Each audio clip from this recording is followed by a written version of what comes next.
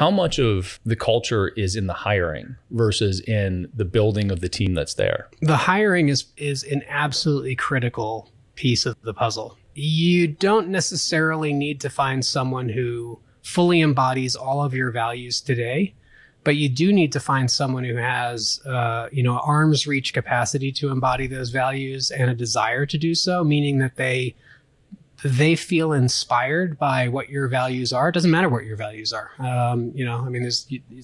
I've seen, just vastly, different purposes and values, but you want to find someone who actually says, yeah, I applied for 5 jobs. I'm going to go with you because you're paying me $10K more. You want to find the person who's like, I'm actually going to take a little bit of a less salary to work with you because of the 5 companies I worked with, I most resonate with your purpose and values. Like that's the person you want to hire. And then of course you want to test to see, not just say, hey, how do you relate to this value, but you ask them to tell stories that through them telling, you can say, okay, this is someone who gets it, who I think is going to be a really good fit on the skill side, on the culture side, et cetera. But that said, culture is so powerful. You take the same person and put them in 2 vastly different companies, they're going to show up differently. And biologically, we couple to the kind of habits, practices, beliefs, narratives of the people around us. It's actually not something we have choice over. It's actually automatic. I mean, think about, we speak English because we were born in an English speaking country.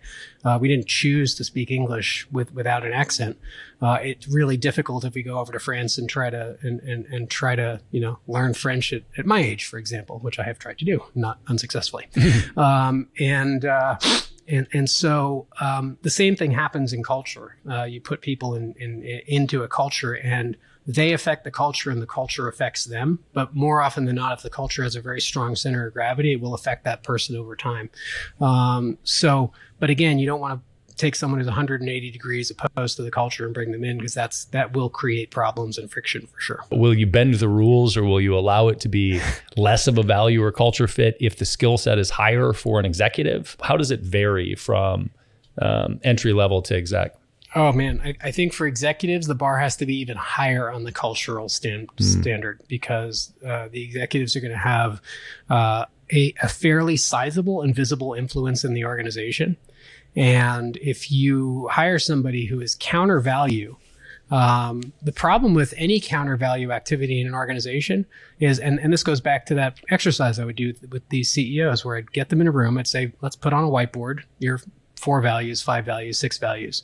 I want you to each rate on a scale of 1 to 10, how aligned and alive do you think that value is?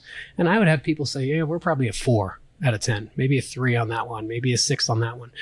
The problem is if everybody has that same sense, if you have a gap anywhere more than, a 7 out of 10, what happens is you start to breed cynicism inside the organization. And what people say is, that's just BS they put up on the wall. They don't actually mean that. And, they don't have integrity. And, I don't think they have integrity about anything. And you start to have, just real cultural breakdown. And so that's where I think it's so important to hire executives who embody the values or are committed to it. The other thing is 1 year we had grown the company from 70 to 200 people in 12 months. So we hired 130 people from a base of 70. And at the time, we did not really have our hiring practices dialed in. And we went through a period where it was clear we had made some mistakes. The wrong people essentially opted out, but it created some challenge and headaches in the organization. We're much more on top of it now. But it was this moment where like, oh my God, the market's here, the money's here, we got to move. And we've got to hire, net 130 new people in 12 months. And so I learned a lesson kind of the hard way there. And we did bring on a number of incredible people who are still in the organization today, but we did make some mistakes.